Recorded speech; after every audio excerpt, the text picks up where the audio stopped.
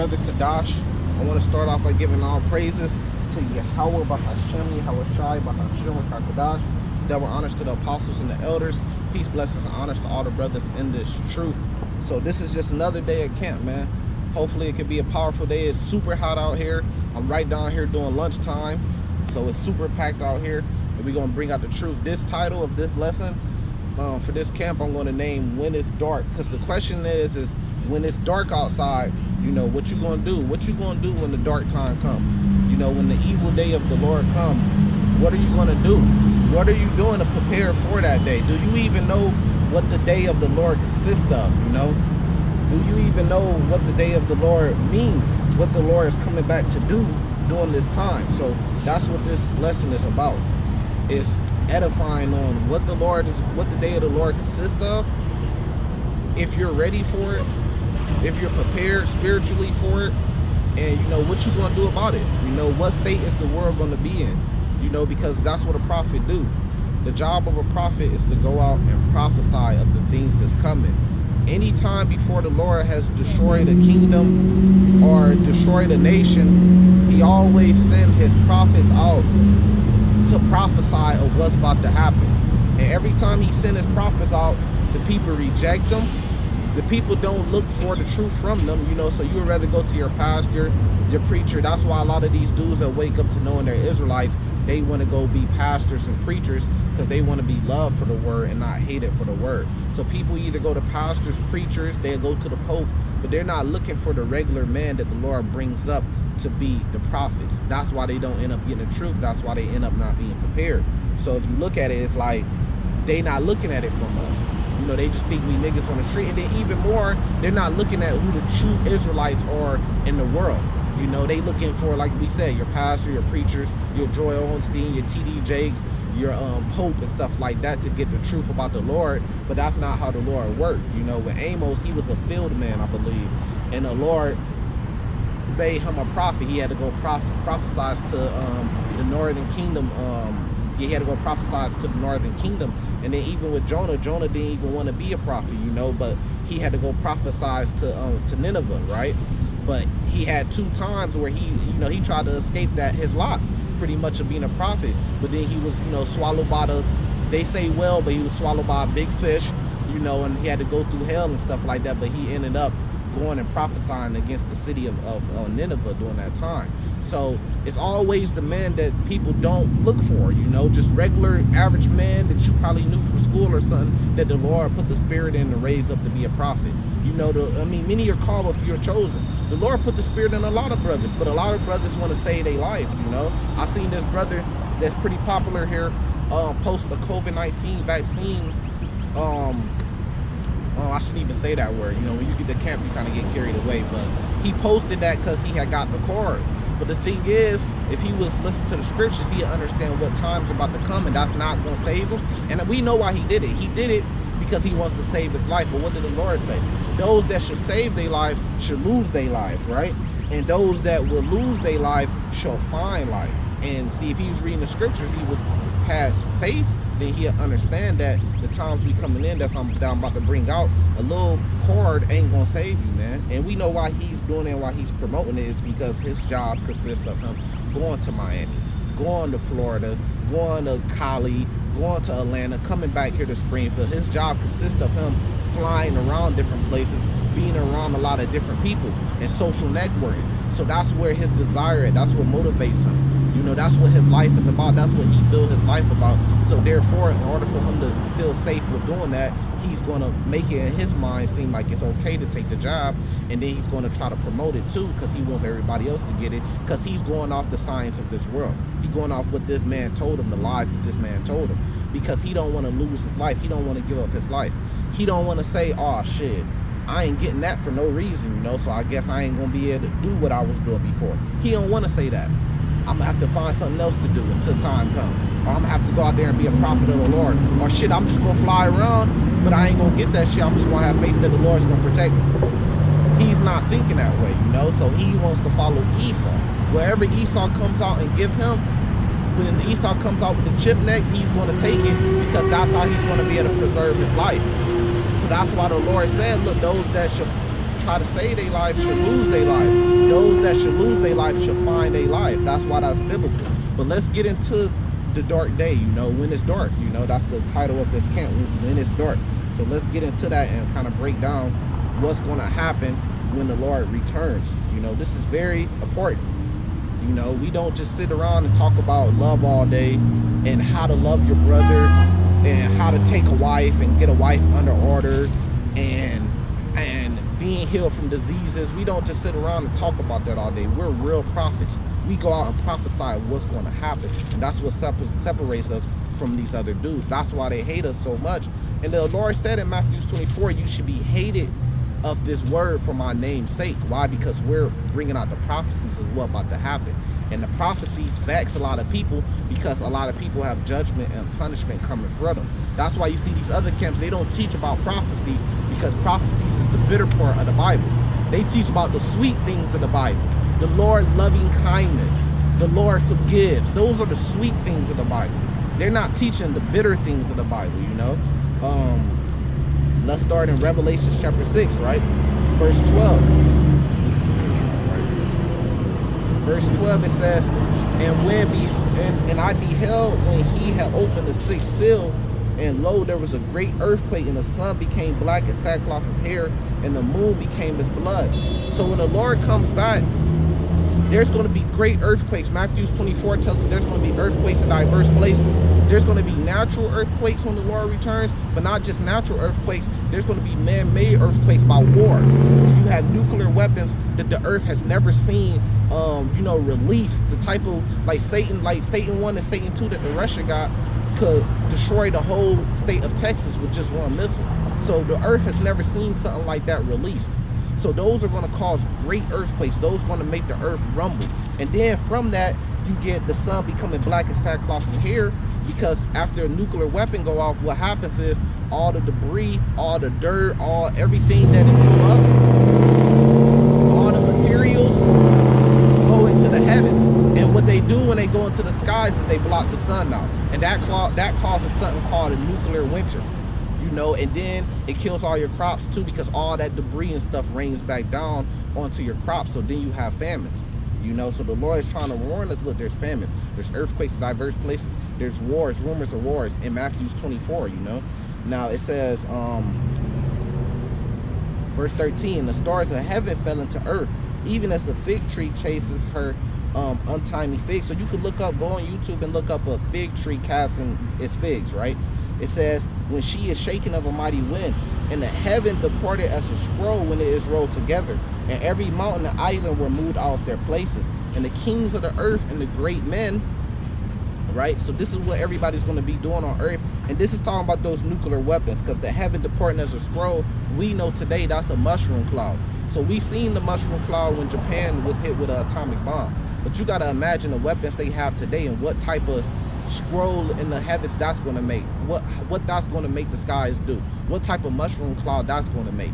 From a ground view looking at it, or even from an aerial view looking at it, it's going to look like a gigantic scroll that's going through the earth, man. It says, and the kings of the earth, so the kings of the earth got something to do with this. Why? Because they're going to war, man. It says, and the great men and the rich men and the chief captives and the mighty men and every bondman and every freedman hid themselves in dens and rocks and mountains. This is a prophecy of the Lord. This is the prophecy of a Bible that's about to come true. So what are men going to be doing during this time? Men are going to be running for nuclear weapons. When it says every man hid themselves in the dens of the rocks, it's talking about what we know today to be bunkers. Every man is about to be running to hide in bunkers. Watch the movie Greenland. The movie Greenland, when the earth was about to be destroyed, the only thing that was on everybody's mind, didn't nobody care about no goddamn job, didn't nobody care about going to party, didn't nobody care about no music career, no acting career. The only thing that was on everybody's mind was get to a bunker so they could try to survive. And during this time when the Lord comes back, that's what's going to be on everybody's mind, survival, you know. But everybody's not going to survive. If you're not saved by the Lord, and you know, if you do get into one of those bunkers and you're a part of the other nations and you're not elected for the kingdom, then you're going to slavery after, you know. It says, and said unto the mountains and the rocks, fall on us and hide us from the face of him that sitteth on the throne and from the wrath of the Lamb. So people are going to know who's doing this. people are going to say, look, man, this is the work of the Lord. The Lord is doing this, you know. It's the Lord that's bringing this judgment upon the earth. People are going to know. It's going to be known, you know.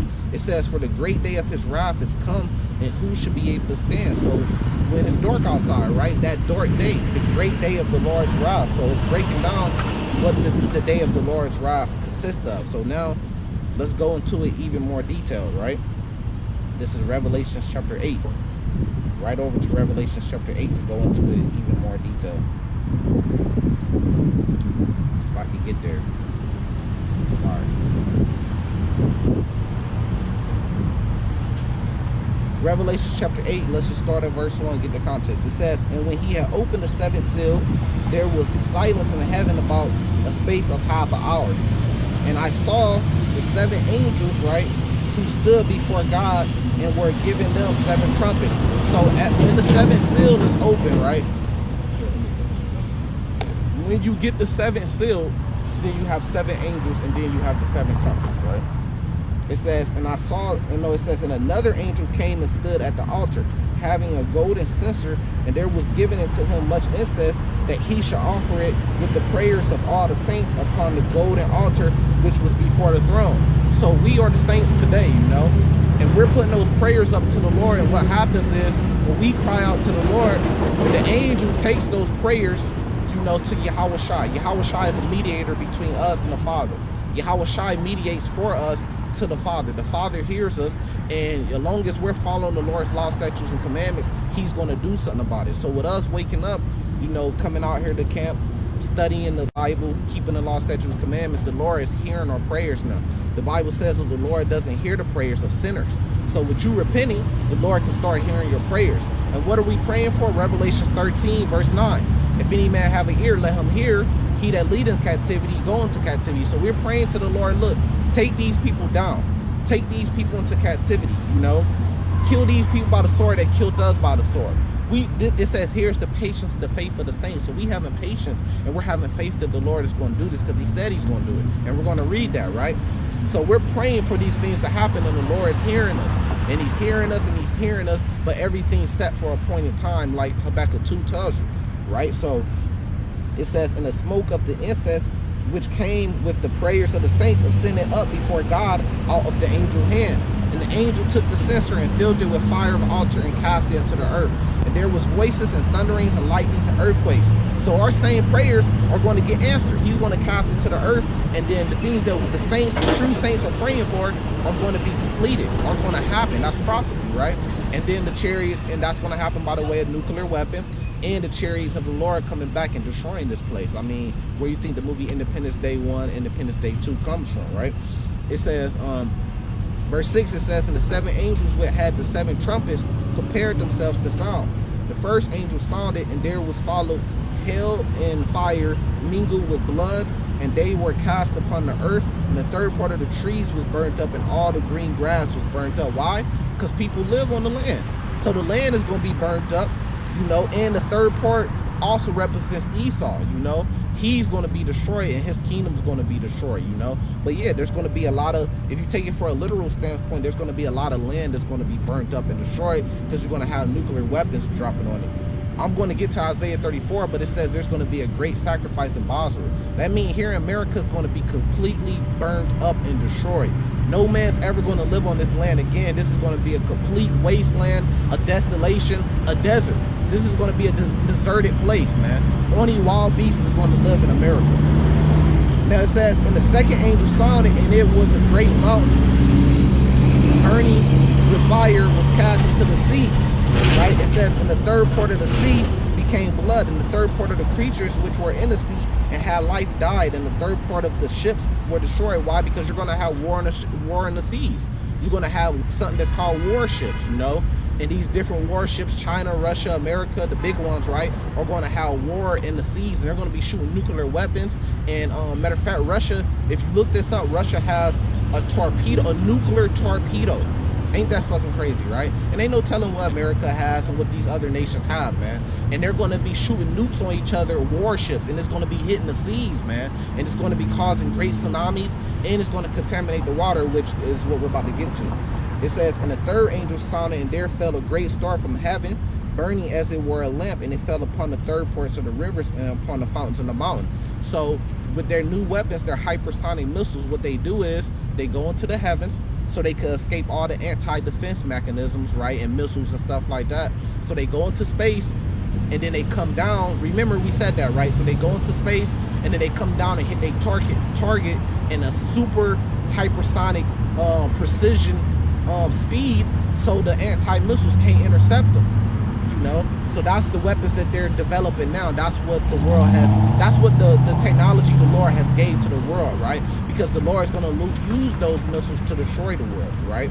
They're for a reason. You know, they're not just sitting there for no reason. They're in the silos. They're bent back. They're pointed at different nations for a reason, because they're going to be used on a appointed time whenever the Lord gives the green light for them to be used. You know, and they're going to destroy and kill billions of people.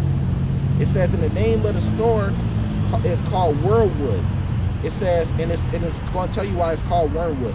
And the third part of the waters became wormwood, and many men died of the waters because they were made bitter. So what happens, right? Well, I named this camp when it's dark outside. So when the lights go off, the power and the electricity goes off, your power plants can't clean the water no more. So the water is going to be made bitter just for, if you get an EMP attack, and the EMP attack is a electronical magnetic pulse, right? And what it is, pretty much a nuke that blows up in the sky above the atmosphere, so it doesn't hit the ground. But what it does is it causes all the electricity to go out, and what happens from that is famines. You know, you don't have no running water in your house, and if you do get water, it's not treated, so it's contaminated. And then you're also going to have nuclear weapons that's going to hit the waters and put a lot of radiation into the waters. So all the rivers and the streams that come from the oceans and stuff, the seas, are going to be contaminated, because they're going to be coming, like you said, it's going to be coming from the seas and the oceans that these nuclear weapons have been dropped in. You're going to have oil spills. You're going to have radiation fallout. You know, when it goes into the sky, and then it rains back down into the waters, and it rains back down into the plants and stuff like that. So people are going to be catching radiation. People are going to be going hungry and dying of famine. You know, and all different pesticides and diseases are going to come because people are going to be unclean, man. So we're going to see that people get cancers from untreated water and stuff like that. Over there in Denver, I believe right now, they're having a problem with the water. They have something called a forever chemical, which I put a video about it, or I'm about to, which shows that the waters are being contaminated, and it's affecting people's lives, man. And it says 2,800 cities in America is affected. So this is the times that we're living in, man. This is the warning, and the Lord sending his prophets out to give the people this warning, man. But you got to take heed to it. You got to listen. You know, I'm giving you, I'm breaking down the Bible. So I'm showing you out the Bible, and I'm giving you facts to show you it happening in real life too, and showing you the lead up to it in real life too, you know. But then it comes down to faith, if you really believe or not. It says, and the fourth angel sounded, right? And the third part of the sun was smitten, and the third part of the moon, and the third part of the stars, as the third part of them was darkened, and the day shone not for a third part of it, in the night likewise. We know, like, it's always going to go back to the nuclear weapons and the debris coming up. Now, I heard the breakdown that the third part is talking about here in America, over here, the Western world. If you over here standing on the land of America in the Western world, you're not going to be able to see the sun. You're not going to be able to see the moon. You're not going to be able to see the stars, because so many nuclear weapons are going to be dropped on this place, and so much war is going to be going on that it's going to block out the sun, man. It's going to block out the moon. It's going to block out the stars. So that's what the scriptures is clearly indicating, you know. So America has a great judgment coming on it. Why? Because America is Mystery Babylon. This is Mystery Babylon in the Bible, man.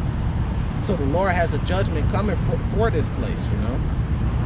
It says, verse 13, and I beheld and heard an angel flying through the midst of heaven, saying with a loud voice, woe, woe, woe, going back to World War III, right?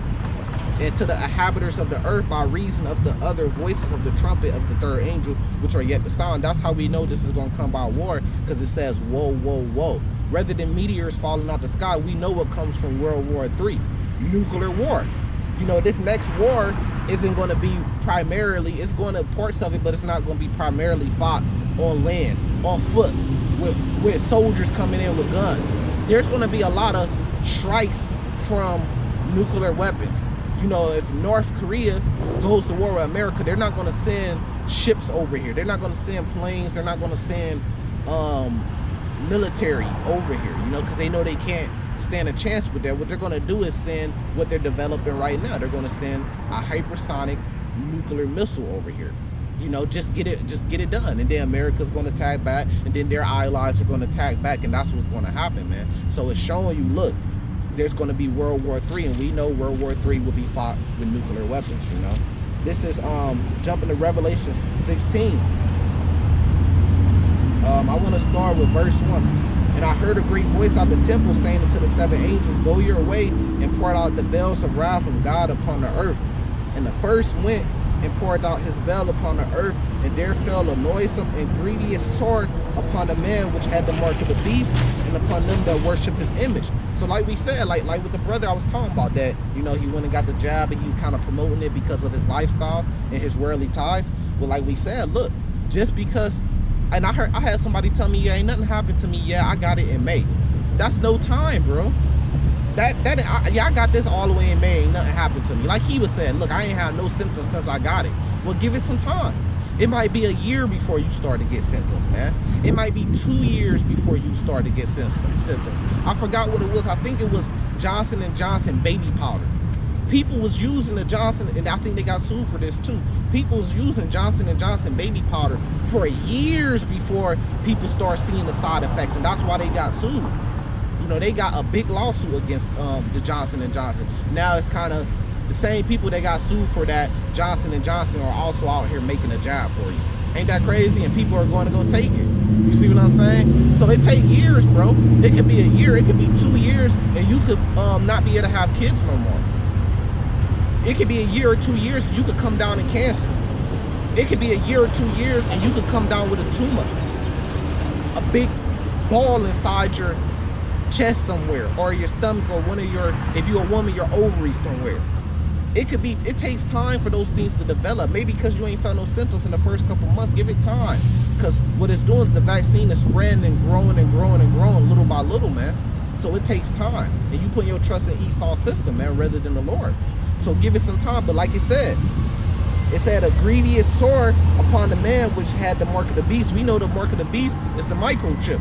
But the jab goes right along with that. It's just a forerunner for it. So I wouldn't take that either. You know, that's getting your body prepared to take the microchip, right? So what it's saying, a grievous sword, to me, it sounds like it's talking about cancer, right? Some type of cancer or some type of disease that's going to fall on the people that went out there and got the jab, and that's going to get the mark of the beast, the microchip. Because if you got the jab, 9 times out of 10, you're going to get the mark of the beast, which is the microchip. The whole new world order is leading up to the internet of all things, everything going digital.